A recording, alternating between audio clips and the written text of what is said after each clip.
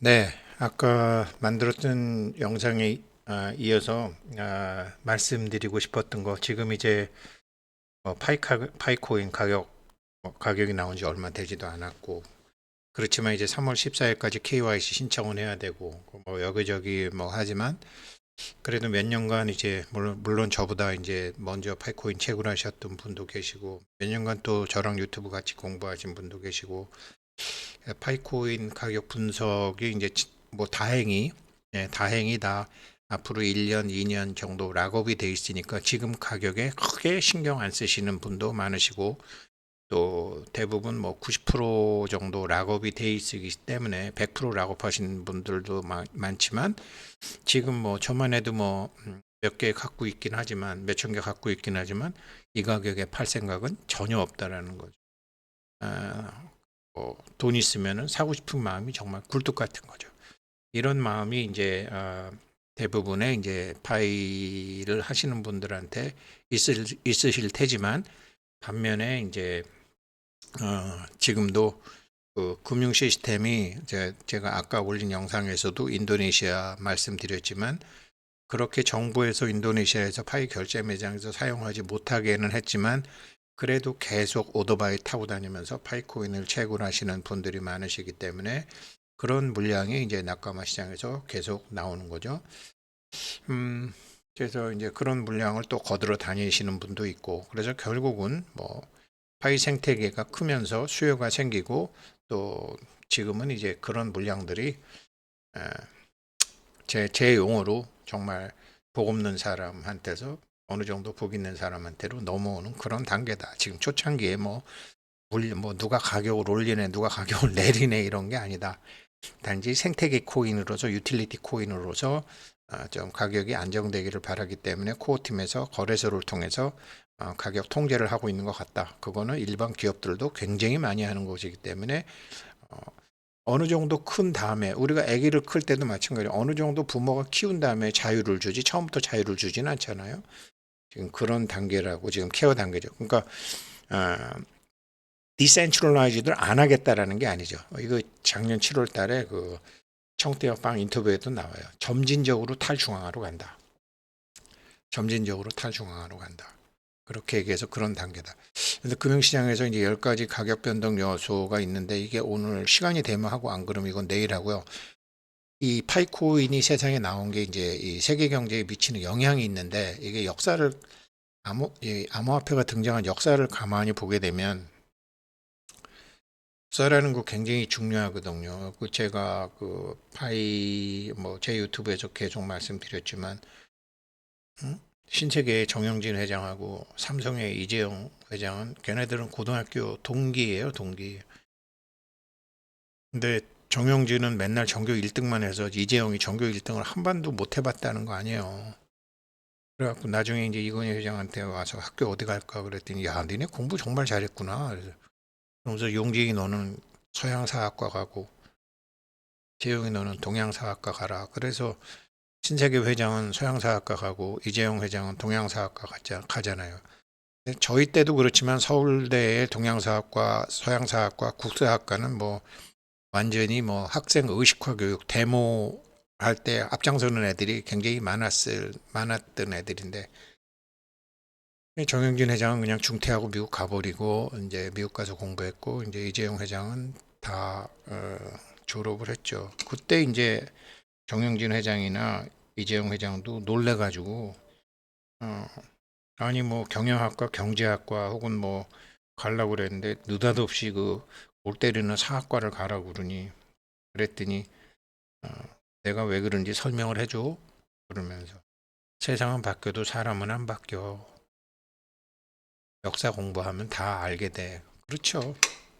세상은 바뀌어도 사람 안 바뀝니다. 특히 돈에 대한 욕망 같은 거. 그런 와중에서 이제 암호화폐가 세계 경제에 등장을 했죠. 근데 이게 이 금융, 이게 제일 이제 처음에 우리가 2001년도에도 막 그 IT 버블 같은 거 할 때 금융 위기 때마다 많이 등장하는 게 네덜란드 튤립이거든요. 이 꽃이 막 꽃 가격이 어마무시하게 올랐다라는 거죠. 꽃가격이 왜 이렇게 오르냐고요. 우리나라 난도 그렇죠. 전 세계 난도 이게 튤립이 수십 배, 수백 배가 올랐다가 탁 폭락을 하는 거죠. 어느 날 갑자기. 그러니까 사람들은 대상을 생각하는 게 아니라 돈 벌겠다는 생각에 그냥 뛰어드는 거죠. 특히 우리나라는 더하죠. 사촌이 땅 사면 배 아프니까 누가 돈 벌었다 그러면 자기도 막 하는 거죠. 그러니까 이게 이제 대표적인 지금 굉장히 많은 암호화폐가 지금 이런 튤립처럼 근거도 하나도 없고 가치도 없고 내재 가치도 없는데 막 오른 거죠.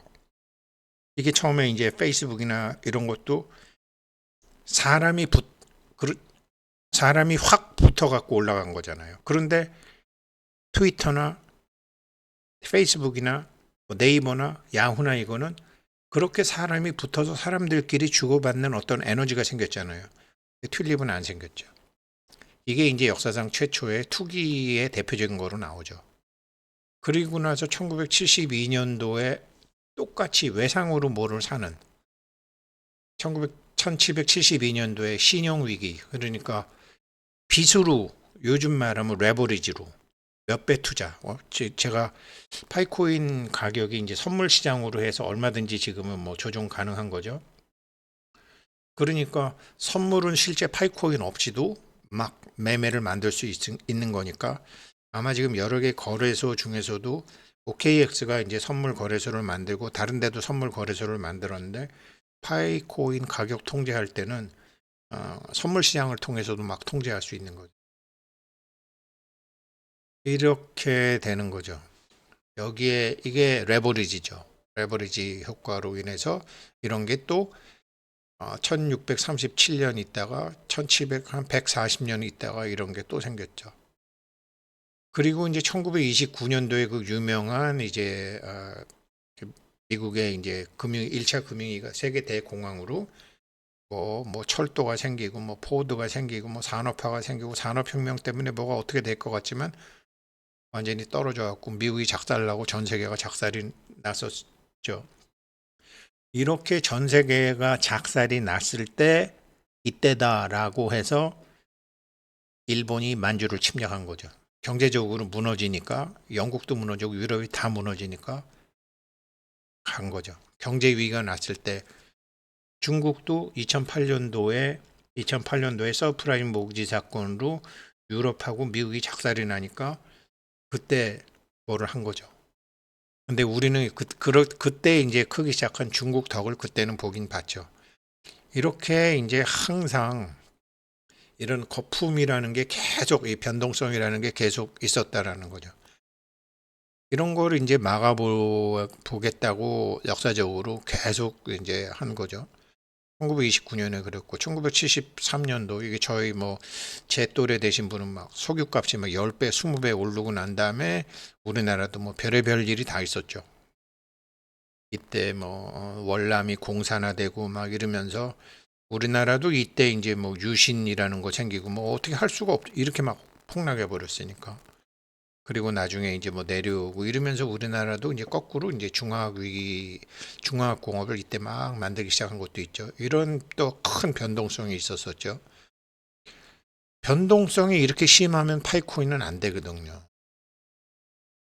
이런 변동성을 피해야 되거든요. 그러니까 지금은 가격을 어떻게 해서든지 이제 통제하는 것 아니까 저는 변동성이 있으면은 문제가 생기니까요. 그리고 우리나라 이제 IMF 때 이제 이게 대표적인 건데 이게 환율 위기거든요. 환율 위기. 그러니까 한국이라는 나라의 펀더멘탈은 괜찮았는데 어떻게 보면 그 부채 위기였잖아요. 그래서 에, 환율에 완전히 작살이 난 거죠. 지금 파이코인이 230개국의 10억 명을 상대로 뭐 한다라는 것은 고정 환율이잖아요. 그러니까 파이에 패킹된 어떤 물건 가격의 과표 기준이 파이가 되는 거죠. 물론 그 파이는 또 달러하고 패킹이 돼 있지만 그래서 파이코인이 달러하고 패킹된 파이코인이 230개국에 퍼져서 그것이 그 지역에서 서로 간에 결제가 되고 교환을 할 수 있고 가치를 저장할 수 있게 하는 거. 저는 이게 파이코인에 처음부터 돈을 대주고 당신들이 이런 거 한번 만들어 보면 어때? 라고 분명히 뒤에서 후원자가 있었을 거라는 거죠. 세계 금융위기를 해결하기 위한 방안, 세계 금융위기를 해결하려면 물건과 단일 화폐가 연동이 돼야 되는데 그렇게 하려면 전 세계의 물건 값을 단 하나로 재야 된다라는 거죠. 그런데 그게 어느 나라에서 어느 나라에서 갖고 있는 기축통화가 아니라 이 블록체인이라는 집단 의식에 의해서 형성된 코인이라고 그러면은 이런 금융위기가 없어지는 거죠. 원래는 사토시 나카모토도 그거를 하려고 했다고 여겨져요. 그렇지만 중간에 돈귀신이 붙으면서 가격이 올라가니까 불가능하게 된 거고 생태계가 만들어지질 않았죠. 왜 그러냐면 채굴 단가가 비싸니까. 그래서 채굴 단가를 낮춘 핸드폰 채굴이 2018년도에 시작이 돼서 세상에 나온 게 2019년도죠. 저는 분명히 그래서 이 사람들이 화폐 혁명, 그게 변동환율이에요. 이 변동환율이 다 되면은 각국이 다 변동환율을 하게 되면 세계 경제 위기가 그렇게 오질 않아요. 그런데 환율 조작을 하거나 고정환율에 있는 거예요. 변동환율이 되게 되면 물가가 너무 막 요동을 치니까. 왜 그러냐면 또 국가와 국가 간의 화폐 이동이 자유스럽지 않네. 그런데 암호화폐를 하게 되면 어떻게 되죠? 국가와 국가 간의 화폐 이동이 뭐 인도네시아건, 저 섬이건, 뭐 필리핀이건, 모로코건, 조지아건, 우크라이나건 이게 불균형의 균형으로 빠른 속도에 이루어질 수 있는 거죠. 그래서 그런 것 때문에 이게 이제 대표적인 거죠. 못 사는 나라들이 이제 작살이 났던, 그러니까 중진국들이 작살이 났던. 저 파이코인은 그런 문제점을 파악을 하고서 나온 코인이다. 그리고 닷컴 위기, 이거 닷컴 위기가 이제 1990, 저도 이때 뭐 돈 많이 날렸지만 이런 게 이제 암호화폐 위기가 지금 오고 있는 거 아닌가. 많이 진행이 됐지만 2022년도에도 이제 암호화폐 때문에 미국에서 은행이 두 개가 날아가고 여러 가지 문제가 2022년도에 있었죠. 닷컴 위기처럼 암호화폐 위기가 있었죠. 그래서 뭐 많은 암호화폐가 없어지고 저도 뭐 그때 뭐 파일 코인이니 악시아 코인이니 헬륨 코인이니 뭐 다 작살났죠. 그때. 그리고 난 다음에 이제 남은 코인인 거죠. 이런 위기가 계속 있었다라는 거죠. 그냥 가격 변동이 심하게 되면은 안 되는 거죠. 그래서 가격을 어느 정도는 통제가 가능한 게 나와야 되는 거죠. 그리고 여기서 이제 2008년도에 화폐의 이중 구조로 같이 가던 증권 대폭락 현상이 이루어지게 된 거죠. 인간의 욕망이 정말 이거잖아요. 이게 나오고 난 다음에 사토시 나카모토가 등장하고 비트코인이 나왔잖아요. 이거 여기서 돈을 엄청나게 풀어버렸으니까. 그래서 여기서 2008년도에 사토시 나카모토가 등장하고 비트코인이 등장하고 이때 이제 중국이 북경 올림픽 하면서 중국이 자기네들의 정치적 야망도 좀 들어서고 이제 이렇게 된 거죠. 이때 미국 끝났다라는 소리가 나왔죠.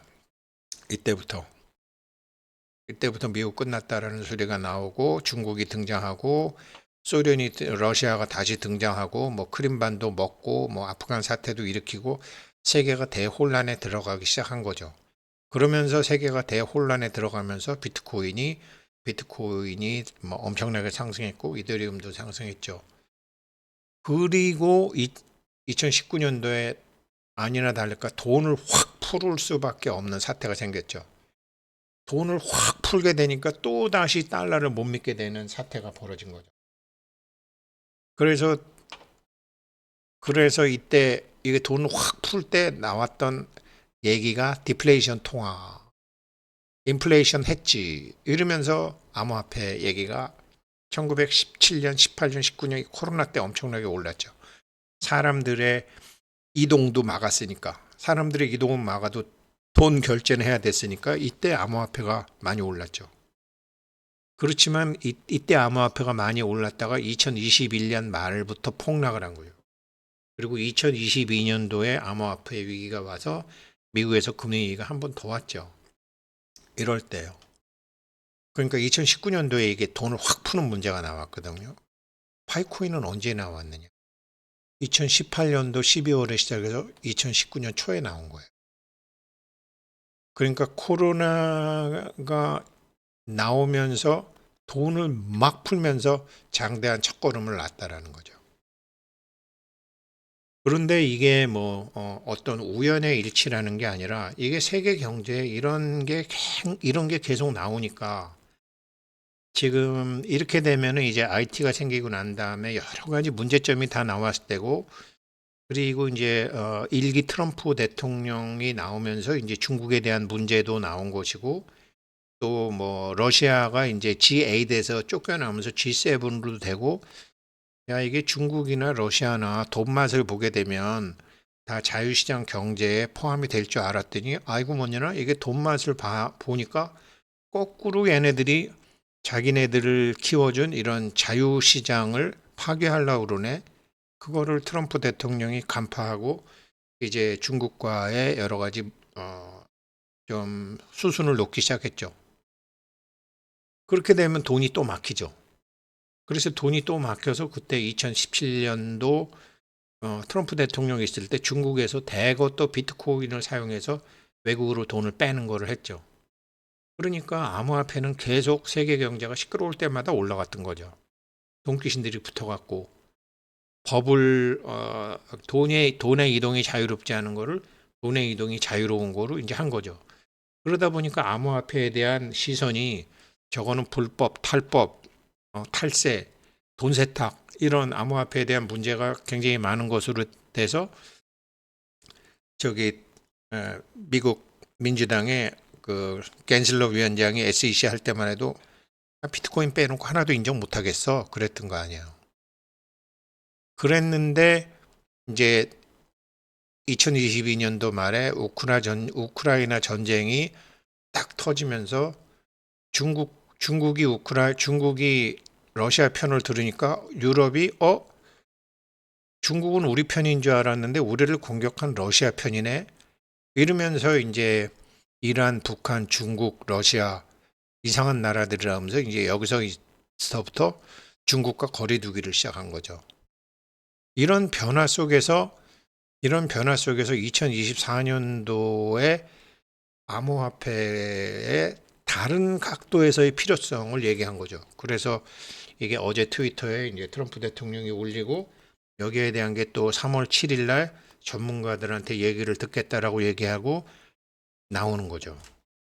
이런 모든 흐름, 이런 흐름을 면밀히 분석을 하고 이런 흐름 하에서 앞으로 그러면 암호화폐는 어떤 암호화폐여야 되는가? 예, 그러면서 유틸리티 코인 그리고 증권형 코인 이러면서 웹 3.0 이런 걸 담아서 파이코인이 세상에 등장을 하게 됐다라는 거죠. 파이코인이 세계에 등장하면서 2월 20일 날 상장을 하고 지금 이제 생태계는 아직 만들어지지 않았는데 생태계는 아직 체계적으로 만들어지지 않았는데 파이코인이 상장이 했는데 이게 유동 물량이 적다 보니까 아마 시초가 2달러부터 사실은 가격 통제를 한 것 같아요. 104억 개가 있는데 거래소에서 매매되는 건 2억 개밖에 없잖아요. 나머지는 코어팀과 파이오니어들이 갖고 있잖아요. 얼마든지 가격 통제할 수 있죠. 그래서 왜 빨리 안 올라가나 급할 수도 있겠지만 지금은 생태계에서 준비가 안 되는데 가격이 올라가면 자기네들이 원래 암호화폐 만들었던 게 무너지게 되는 거죠. 그래서 이제 그런 와중이라고 보여주고 이런 거는 뭐 불법이 아니고 그리고 니콜라스 박사 부인도 얘기한 것처럼 탈중앙화는 천천히 하겠다. 지금 미국에서 이거를 전략자산화 하겠다고 하니까 전략자산이 되게 되면 왜 탈중앙화 맞냐? 근데 탈중앙화라는 게 세상에 있을 수 있을까요? 역사적으로 탈중앙화라는 게 있을 수 있을까요? 그건 해방구를 만들자는 소린데 그럴 수 있을까요? 저는 완벽한 탈중앙화는 있을 수 없다라고 봐요. 특히 돈 문제는 안 되죠. 그러면 뭐 법보다 주먹이 가까운데 절대적인 자유가 있을 수 없는 거죠. 규율이 필요하고. 그래서 이런 와중이기 때문에 지금은 파이코인 가격 얼마 갖고 일희일비할 때가 아니다. 그리고 파이코인의 역사를 한번 이렇게 쭉 보고 세계 역사를 보게 되면 파이코인은 아직 파이코인 가격 분석을 제대로 하려면 파이코인의 수익 모델을 봐야 된다. 근데 얘네 수익은 지금 파이어사이드 포럼에서도 생기고 그다음에 파이 챗에서도 생기고 파이 자체에서도 생기고 나중에 웹 3.0에도 생기고 그러니까 일론 머스크가 그것도 제가 뭐 내일 시간이 되면 좀 자세히 말씀드릴 텐데 아이, 먼저 말씀드리면 뭐 똑같은 주제 갖고 자주 말씀드리면 뭐하지만 이거거든요. 이게 이제 파이프롬 US님이 이제 캐시플로우 현금 흐름을 본 거예요. 근데 지금 현재도 10억 불 번다. 10억 불. 지금 현재로도. 근데 니콜라스가 트위터를 인수할 때 그 트위터의 수익 모델을 얘기해 놓은 게 있어요. 다른 암호화폐는 수익 모델 얘기 안 한다니까요. 그런데 지금 파이코인은 수익 모델을 봐야 돼요. 생태계를 만드니까 그 생태계가 돈이 되는 생태계인지 돈이 안 되는 생태계인지가 중요할 거 아니에요. 그러니까 다른 암호화폐와 전혀 다르다. 지금 차트 분석을 할 수도 없다. 지금은 단지 제가 보기에는 개발자들을 뭐 유치를 하건 뭐를 하건 트위터 직원이요 17,000명이에요. 파이코인은 앞으로 직원이 몇 명이 돼야 될까요? 10억 명을 하려고 그러면 10만 명은 돼야 될 겁니다. 그러니까 기준가는 있어야 되죠. 그래서 상장한 거니까. 그리고 그 상장 가격을 지금 아직 생태계가 드러나지 않았기 때문에 통제하고 있다는. 그렇게 보셔야 될 것 같아요. 내일 또 말씀드릴게요. 감사합니다.